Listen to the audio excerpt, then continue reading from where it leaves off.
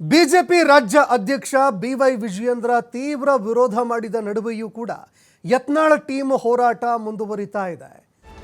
ದೆಹಲಿ ಭೇಟಿ ಬಳಿಕ ದಾವಣಗೆರೆಯಲ್ಲಿ ಎರಡನೇ ಹಂತದ ಸಮರ ಸಾರೋದಕ್ಕೆ ಇದೀಗ ಸಜ್ಜಾಗಲಾಗ್ತಾ ಇದೆ. ದೆಹಲಿಗೂ ಭೇಟಿ ಕೊಟ್ಟಾಯಿತು. ಅದಾದ ಬಳಿಕ ದಾವಣಗೆರೆಯಲ್ಲಿ ಎರಡನೇ ಹಂತದ ಸಮರ ಸಾರೋದಕ್ಕೆ ಇದೀಗ ಮುಂದಾಗ್ತಾ ಇದ್ದಾರೆ. ವಕ್ಫ್ ಹೋರಾಟದ ಹೆಸರಿನಲ್ಲಿ ಶಕ್ತಿ ಪ್ರದರ್ಶನ ಮಾಡೋದಕ್ಕೆ ರೆಬೆಲ್ಸ್ ನಾಯಕರು ಸಿದ್ಧತೆ ಮಾಡ್ಕೊಳ್ತಾ ಇದ್ದಾರೆ. ಇನ್ನು ದೆಹಲಿಯಲ್ಲೂ ಕೂಡ ಭೇಟಿಯಾಗಿ ಆಯಿತು. ಇದಾದ ಬಳಿಕ ದಾವಣಗೆರೆಯಲ್ಲಿ ಎರಡನೇ ಹಂತದ ಸಮರ ಸಾರೋದಕ್ಕೆ ರೆಬೆಲ್ಸ್ ತಂಡ ಸಜ್ಜಾಗ್ತಾ ಇದೆ.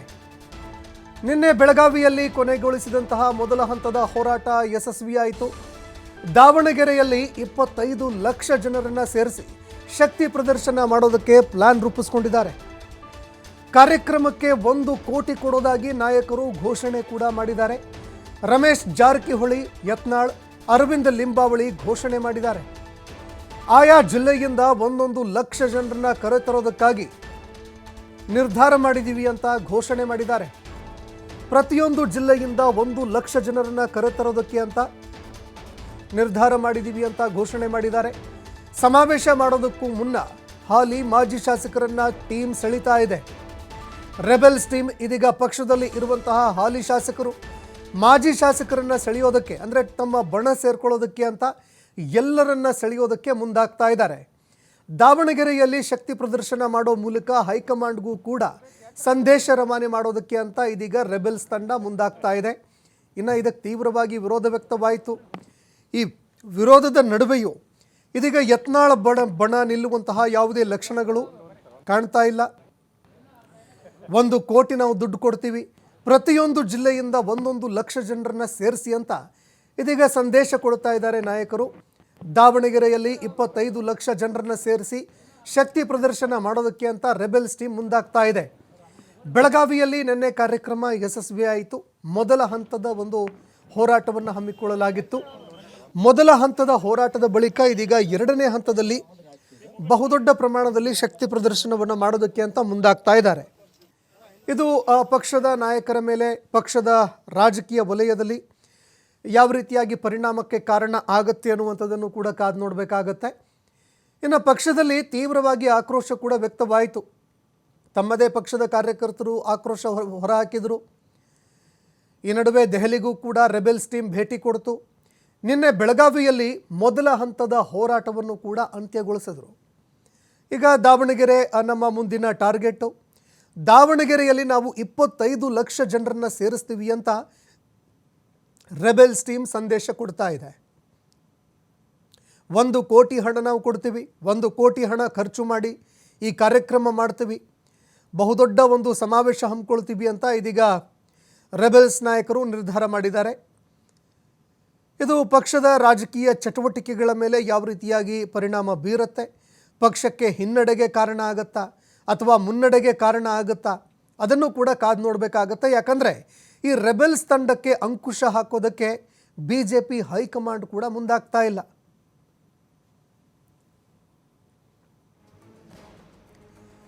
ಈ ಬಗ್ಗೆ ಮತ್ತಷ್ಟು ಮಾಹಿತಿ ಕೊಡ್ತಾರೆ ಪ್ರತಿನಿಧಿ ಶ್ರೀಧರ್ ಕೋಟಾರಗಸ್ತಿ, ನೇರ ಸಂಪರ್ಕದಲ್ಲಿ ಜಾಯ್ನ್ ಆಗಿದ್ದಾರೆ.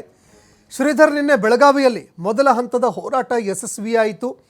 ಈ ನಡುವೆ ಇದೀಗ ದಾವಣಗೆರೆಯತ್ತ ರೆಬೆಲ್ಸ್ ನಾಯಕರು ತಮ್ಮ ದೃಷ್ಟಿಯನ್ನು ನೆಟ್ಟಿದ್ದಾರೆ. ದಾವಣಗೆರೆಯಲ್ಲಿ ಯಾವ ರೀತಿಯಾಗಿ ತಯಾರಿ ಮಾಡ್ಕೊಳ್ತಾ ಇದ್ದಾರೆ, ಅದೇ ರೀತಿ ನಿನ್ನೆ ಬೆಳಗಾವಿಯಲ್ಲಿ ಹೋರಾಟ ಯಶಸ್ವಿಯಾಯಿತು. ಇದು ಏನು ಸಂದೇಶ ಕೊಡ್ತಾ ಇದೆ ರಾಜ್ಯಕ್ಕೆ ಅಂತ?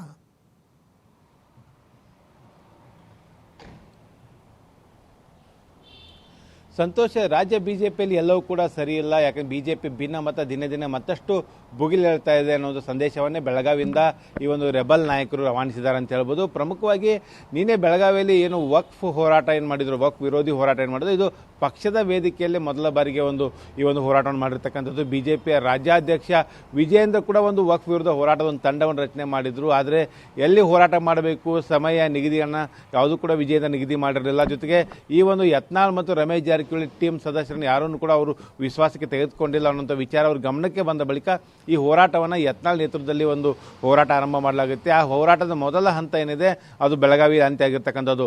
ಸಂತೋಷ್, ಏನು ಪ್ರಮುಖವಾಗಿ ಕಿತ್ತೂರು ಕರ್ನಾಟಕ ಮತ್ತು ಕಲ್ಯಾಣ ಕರ್ನಾಟಕವನ್ನು ಏನು ಟಾರ್ಗೆಟ್ ಮಾಡಿಕೊಂಡು ಈ ಒಂದು ನಾಯಕರು ಈ ಒಂದು ವಕ್ಫ್ ವಿರುದ್ಧ ಒಂದು ಹೋರಾಟವನ್ನು ಆರಂಭಿಸಿ ಬೆಳಗಾವಿಯಲ್ಲಿ ಮೊದಲ ಹಂತದ ಅಂತ್ಯ ಮಾಡಿದ್ದಾರೆ. ಎರಡನೇ ಹಂತದ ಹೋರಾಟ ಏನಿದೆ ಅದು ಇವತ್ತು ದೆಹಲಿಗೆ ಈಗಾಗಲೇ ಈ ಒಂದು ರೆಬಲ್ಸ್ ನಾಯಕರು ಇವತ್ತು ಪ್ರಯಾಣ ಕೂಡ ಬೆಳೆಸ್ತಾ ಇದ್ದಾರೆ. ನಿನ್ನೆ ಅಷ್ಟೇ ಯತ್ನಾಳ್ ಕೂಡ ದೆಹಲಿಗೆ ಪ್ರಯಾಣವನ್ನು ಬೆಳೆಸಿದ್ದಾರೆ.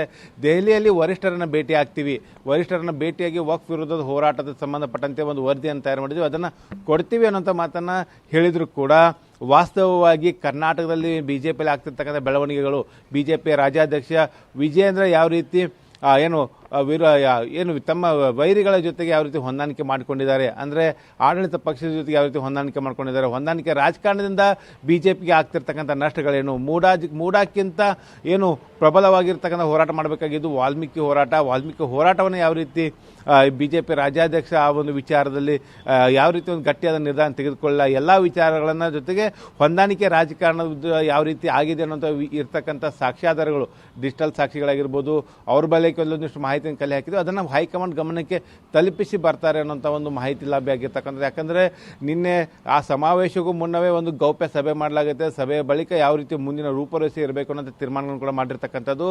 ಹೈಕಮಾಂಡ್ ಅಂದರೆ ಪಕ್ಷದ ವರಿಷ್ಠರ ಮುಂದೆ ಯತ್ನಾಳ್ ಮತ್ತು ರಮೇಶ್ ಜಾರಕಿಹೊಳಿ ಇವರಿಬ್ಬರನ್ನ ಮಾತನಾಡೋದಕ್ಕೆ ಮಾತ್ರ ಒಂದು ಎಲ್ಲರೂ ಸೇರಿ ಒಂದು ಸಮ್ಮತಿ ಸೂಚಿಸಿರ್ತಕ್ಕಂಥದ್ದು. ದೆಹಲಿಯ ಭೇಟಿಯ ಬಳಿಕ ವಾಪಸ್ಸಾದ ಬಳಿಕ ಎರಡನೇ ಹಂತದ ಹೋರಾಟವನ್ನು ಮಾಡ್ತೇವೆ, ದಾವಣಗೆರೆಯಲ್ಲಿ ಬೃಹತ್ ಶಕ್ತಿ ಪ್ರದರ್ಶನ ಮಾಡ್ತೇವೆ, ಜೊತೆಗೆ 25 ಲಕ್ಷ ಜನರನ್ನು ಸೇರಿಸಿ ರಾಜ್ಯ ಸರ್ಕಾರದ ವಿರುದ್ಧ ಹೋರಾಟ ಮಾಡ್ತೇವೆ ಅನ್ನೋಂಥ ಮಾತನ್ನು ಹೇಳಿದರೂ ಕೂಡ ದಾವಣಗೆರೆಯಲ್ಲಿ 25 ಲಕ್ಷ ಸಂಖ್ಯೆಯಲ್ಲಿ ಜನರನ್ನು ಸೇರಿಸುವ ಒಂದು ಪ್ಲ್ಯಾನನ್ನು ಹಾಕ್ಕೊಂಡಿದ್ದಾರೋ ಇದೆಲ್ಲೋ ಒಂದು ಕಡೆ ಬಿಜೆಪಿ ಹೈಕಮಾಂಡ್ಗೆ ಮತ್ತು ರಾಜ್ಯದ ವಿಜಯೇಂದ್ರ ಮತ್ತು ಯಡಿಯೂರಪ್ಪನವರಿಗೆ ಒಂದು ಸಂದೇಶವನ್ನು ರವಾನಿಸುವಂಥ ಕೆಲಸವನ್ನು ಮಾಡ್ತಾ ಇದ್ದಾರೆ. ಕೇವಲ ಯಡಿಯೂರಪ್ಪ ಮತ್ತು ವಿಜಯೇಂದ್ರ ಅಷ್ಟೇ ರಾಜ್ಯದಲ್ಲಿ ಮತವನ್ನು ಸೆಳೆಯುವಂಥ ಎಲ್ಲ ಯತ್ನಾಳ್ ಮತ್ತು ರಮೇಶ್ ಜಾರಕಿಹೊಳಿ ಸೇರಿದಂತೆ ಸಾಮೂಹಿಕ ನಾಯಕತ್ವ ಏನಿದೆ, ಸಾಮೂಹಿಕ ನಾಯಕತ್ವದ ಜೊತೆಗೆ ಜನರು ರೈತರು ಮತ್ತು ಎಲ್ಲ ವರ್ಗದ ಜನರು ನಮ್ಮ ಜೊತೆಗೆ ಇದ್ದಾರೆ ಅನ್ನುವಂಥ ಸಂದೇಶವನ್ನು ರವಾನಿಸುವಂಥ ಪ್ರಯತ್ನವನ್ನು ಮಾಡುವಂಥ ಒಂದು ಲೆಕ್ಕಾಚಾರವನ್ನು ಇವರು ಇಟ್ಕೊಂಡಿದ್ದಾರೆ ಅಂತ ಹೇಳ್ಬೋದು. ಇದೇ ಕಾರಣಕ್ಕಾಗಿ ಯತ್ನಾಳ್, ರಮೇಶ್ ಜಾರಕಿಹೊಳಿ ಮತ್ತು ಅರವಿಂದ್ ಲಿಂಬಾವಳಿ ಈಗಾಗಲೇ ದಾವಣಗೆರೆ ನಡೆಯುವಂಥ ಸಮಾವೇಶಕ್ಕೆ 1 ಕೋಟಿ ರೂಪಾಯಿ ಹಣವನ್ನು ಜನರಿಂದ ಸಂಗ್ರಹಿಸಿ ಕೊಡೋದಾಗಿ ಈಗಾಗಲೇ ಘೋಷಣೆ ಮಾಡಿರ್ತಕ್ಕಂಥದ್ದು. ಅದರ ಜೊತೆಗೆ ಪ್ರತಿ ಜಿಲ್ಲೆಯಿಂದ ಅಂದರೆ ಯತ್ನಾಳ್ ಮತ್ತು ಪ್ರಮುಖವಾಗಿ ರಮೇಶ್ ಜಾರಕಿಹೊಳಿ ಮತ್ತು ಅರವಿಂದ್ ಲಿಂಬಾವಳಿ ತಮ್ಮ ಜಿಲ್ಲೆಯಿಂದ 1 ಲಕ್ಷ ಜನರನ್ನು ನಾವು ಕರ್ಕೊಂಡ್ಬರ್ತೀವಿ ಅನ್ನೋಂಥ ಒಂದು ಅನೌನ್ಸ್ಮೆಂಟ್ ಕೂಡ ಮಾಡಿರ್ತಕ್ಕಂಥದ್ದು. ಇದೆಲ್ಲವೂ ನೋಡೋದಾದರೆ ಎಲ್ಲೋ ಒಂದು ಕಡೆ ಈ ಹಿಂದೆ ಸಿದ್ದರಾಮಯ್ಯ ದಾವಣಗೆರೆಯಲ್ಲಿ ನಡೆಸಿದಂಥ ಸಿದ್ದರಾಮೋತ್ಸವ ಕಾರ್ಯಕ್ರಮ ಇದೆ. ಆ ಸಿದ್ದರಾಮೋತ್ಸವ ಕಾರ್ಯಕ್ರಮದ ಮಾದರಿಯಲ್ಲಿ ಒಂದು ರೆಬಲ್ಸ್ ನಾಯಕರು ಕೂಡ ಒಂದು ದಾವಣಗೆರೆಯಲ್ಲಿ ಕಾರ್ಯಕ್ರಮ ಮಾಡೋದಕ್ಕೆ ಹೊರಟಿದ್ದಾರೆ. ಅಂದರೆ ಸಿದ್ದರಾಮೋತ್ಸವ ಕಾರ್ಯಕ್ರಮ ಆದ ಬಳಿಕ ಸಿದ್ದರಾಮಯ್ಯನವರ ಯಾವ ರೀತಿ ಮತ್ತೆ ಒಂದು ಸ್ಪಷ್ಟ ಬಹುಮತದಿಂದ ಅಧಿಕಾರಕ್ಕೆ ಬಂದರು, ಜೊತೆಗೆ ಯಾವ ರೀತಿ ಅವರು ಮತ್ತೆ ಮುಖ್ಯಮಂತ್ರಿಗಳಾಗಿ ಅಧಿಕಾರ ಸ್ವೀಕರಿಸಿದ್ರು, ಅದೇ ರೀತಿಯ ಒಂದು ನಾಯಕತ್ವ ಯತ್ನಾಳ್ ಮತ್ತು ರಮೇಶ್ ಜಾರಕಿಹೊಳಿ ಸೇರಿದ್ರೆ ಲಿಂಗಾಯತ್ ಮತ್ತು ಅಹಿಂದ ಮತಗಳು ಸೇರಿದಂತೆ ಎಲ್ಲ ವರ್ಗದ ಮತದಾರರು ನಮ್ಮ ಜೊತೆಗಿದ್ದಾರೆ ಅನ್ನೋಂಥ ಒಂದು ಸಂದೇಶವನ್ನು ಹೈಕಮಾಂಡ್ಗೆ ತಲುಪಿಸುವುದು, ಅಂದರೆ ವಿಜಯೇಂದ್ರ ಯಡಿಯೂರಪ್ಪ ಅಂದಷ್ಟೇ ಪವರ್ಫುಲ್ ಆಗಿ ನಾವು ಇದ್ದೇವೆ ಅನ್ನೋಂಥ ಒಂದು ಸಂದೇಶವನ್ನು ರವಾನಿಸುವಂಥ ಪ್ರಯತ್ನ ಈ ಒಂದು ರೆಬಲ್ಸ್ ನಾಯಕರಿಂದ ಆಗ್ತಾ ಇದೆ. ಆದರೆ ಸಂತೋಷ್, ಈಗ ದೆಹಲಿಗೆ ಹೋದಂಥ ಈ ಒಂದು ನಾಯಕರು ಇವತ್ತು ಸಂಜೆ ತಲುಪ್ತಾರೆ. ಜೊತೆಗೆ 5ನೇ ತಾರೀಕು ದೆಹಲಿಯಲ್ಲಿರ್ತಕ್ಕಂಥ ಸದನ ಸಮಿತಿಯನ್ನು ಭೇಟಿ ಆಗ್ತಾರೆ, ವಕ್ಫ್ ವಿಚಾರವಾಗಿ ಚರ್ಚೆ ಮಾಡ್ತಾರೆ. ತದನಂತರ ರಮೇಶ್ ಜಾರಕಿಹೊಳಿ ಯತ್ನಾಳ್ ಒಂದು ಖಾಸಗಿಯಾಗಿ ಗೌಪ್ಯವಾಗಿ ಪಕ್ಷದ ವರಿಷ್ಠರನ್ನು ಭೇಟಿ ಆಗುವಂಥ ಸಾಧ್ಯತೆ ಇದೆ. ಆ ಒಂದು ಭೇಟಿಯ ಸಂದರ್ಭದಲ್ಲಿ ಈ ಒಂದು ಪಕ್ಷದ ವೇದಿಕೆಯ ಮೇಲೆ ಹೋರಾಟ ಮಾಡ್ತಾ ಇದ್ದಾರೆ. ಯಾಕಂದ್ರೆ ಬಿಜೆಪಿ ರಾಜ್ಯಾಧ್ಯಕ್ಷ ವಿಜಯೇಂದ್ರ ಸೇರಿದಂತೆ ಪಕ್ಷದ ಬೆಳಗಾವಿ ಜಿಲ್ಲಾಧ್ಯಕ್ಷ ಆಗಿರ್ಬೋದು, ಮಹಾನಗರ ಅಧ್ಯಕ್ಷ ಆಗಿರ್ಬೋದು, ಎಲ್ಲೆಲ್ಲಿ ಇವರು ಸಮಾವೇಶ ಮಾಡಿದಾರೋ ಅಲ್ಲಿ ಪಕ್ಷದ ಪದಾಧಿಕಾರಿಗಳು, ಅಧ್ಯಕ್ಷರು ಎಲ್ಲರೂ ಕೂಡ ಈ ಒಂದು ಸಮಾವೇಶದ ಅಂತರವನ್ನು ಕಾಯ್ದುಕೊಂಡಿದ್ದಾರೆ. ಈ ಜೊತೆಗೆ ಈ ಒಂದು ನಾಯಕರ ಜೊತೆ ಹಾಲಿ ಮತ್ತು ಮಾಜಿ ಶಾಸಕರು ಕೂಡ ಅಲ್ಲಲ್ಲಿ ಈಗಾಗಲೇ ಅವರು ಸೇರ್ಕೊಳ್ತಾ ಇದ್ದಾರೆ. ಅವ್ರ ಹೋರಾಟ ಆಯಾ ಜಿಲ್ಲೆ ಹೋದಂತೆ ವಿಸ್ತರಣೆ ಆದಂತೆ ಬಿಜೆಪಿಯಲ್ಲಿರ್ತಕ್ಕಂಥ ಇನ್ನಷ್ಟು ನಾಯಕರು ಬಂದು ಇವ್ರ ಜೊತೆ ಸೇರ್ಕೊಳ್ತಿರ್ತಕ್ಕಂಥದ್ದು. ಇದು ಕೂಡ ಒಂದು ಕಡೆ ಯತ್ನಾಳ್ ಮತ್ತು ರಮೇಶ್ ಜಾರಕಿಹೊಳಿ ತಂಡಕ್ಕೆ ಒಂದು ಶಕ್ತಿ ಬಂದಿದ್ರೆ, ಮತ್ತೊಂದು ಕಡೆ ಏನಂದರೆ ಹೈಕಮಾಂಡ್ ಇವರ ಒಂದು ಮುಂದಿನ 2ನೇ ಹಂತದ ಹೋರಾಟಕ್ಕೆ ಅವಕಾಶ ಮಾಡಿಕೊಡುತ್ತಾ ಅಥವಾ ಇದಕ್ಕೆ ಬ್ರೇಕ್ ಹಾಕುವಂಥ ಕೆಲಸ ಆಗುತ್ತಾ ಅನ್ನೋಂಥ ಕೂಡ ಪ್ರಯತ್ನ ನಡೀತದೆ. ಯಾಕಂದರೆ ಒಂದು ಕಡೆ ವಿಜಯೇಂದ್ರ ಮತ್ತು ಯಡಿಯೂರಪ್ಪ ತಂಡ ಏನಿದೆ, ಯತ್ನಾಳನ್ನು ಉಚ್ಚಾಟನೆ ಮಾಡಬೇಕು, ಜೊತೆಗೆ ಆ ಒಂದು ಉಚ್ಚಾಟನೆ ಮಾಡಲೇಬೇಕು ಅನ್ನೋ ಪಟ್ಟಣ ಒಂದು ತಂಡ ಹಿಡಿದಿದ್ರೆ, ಮತ್ತೊಂದು ಕಡೆ ಏನಂದರೆ ವಿಜಯೇಂದ್ರನ ನಾಯಕತ್ವವನ್ನು ಒಪ್ಪೋದಿಲ್ಲ, ಯಡಿಯೂರಪ್ಪ ಅವ್ರ ನಾಯಕತ್ವ ಒಪ್ಪಂಗಿಲ್ಲ, ಅಪ್ಪ ಮಕ್ಕಳನ್ನು ಬಿಟ್ಟು ನಾವು ಪಕ್ಷಕ್ಕೆ ಕಟ್ಟಿದಂಥ ಏನು ಪಕ್ಷ ಕಟ್ಟಂತ ಸಾಕಷ್ಟು ಜನ ಇದ್ದಾರೆ, ಅವರಿಗೆ ಅವಕಾಶಗಳನ್ನು ಕೊಡಬೇಕು, ಪಕ್ಷ ಬೆಳಿಬೇಕು, ಇಲ್ಲಿ ಪಕ್ಷ ಜನರಿಗೋಸ್ಕರ ಕೆಲಸ ಮಾಡಬೇಕು ಅನ್ನೋ ನಿಟ್ಟಿನಲ್ಲಿ ನಾವು ಹೋರಾಟ ಮಾಡ್ತಾ ಇದ್ದೀವಿ ಅನ್ನೋಂಥ ಮಾತನ್ನು ಇಲ್ಲಿ ಪ್ರಮುಖವಾಗಿ ಒತ್ತಿ ಹೇಳ್ತಾ ಇದ್ದಾರೆ.